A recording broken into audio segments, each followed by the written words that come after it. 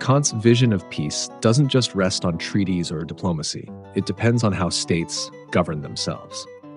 In Perpetual Peace, he draws a sharp distinction between forms of government, placing his trust in republicanism, not democracy, at least not in the way we often use the word today.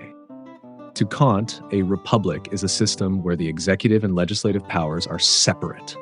The laws are made by representatives of the people, and the authority to enforce those laws rests with a distinct branch. Crucially, in a republic, the consent of the governed is required before going to war.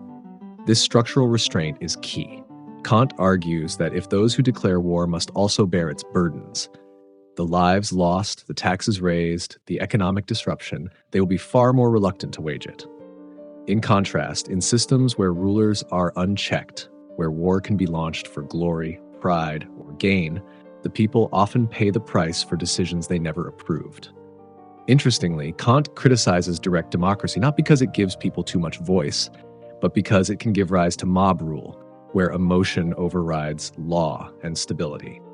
He saw republicanism not as less democratic, but as more stable, precisely because it embeds deliberation and legal constraints into political decision-making.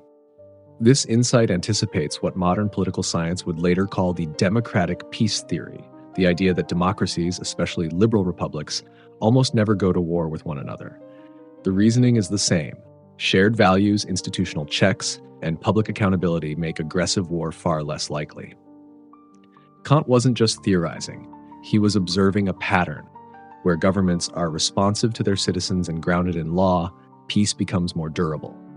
A republican state is one where power is exercised with caution, and war is weighed not as a spectacle, but as a deadly and costly choice.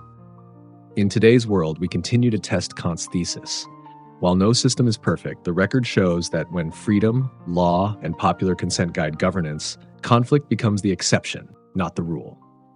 For Kant, the structure of a government isn't just a domestic issue, it's a moral foundation for global peace.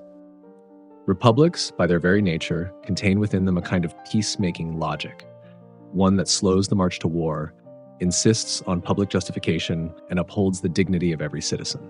And when many such states form a federation, rooted in law and mutual respect, peace is no longer a fragile hope. It becomes a rational, institutional reality.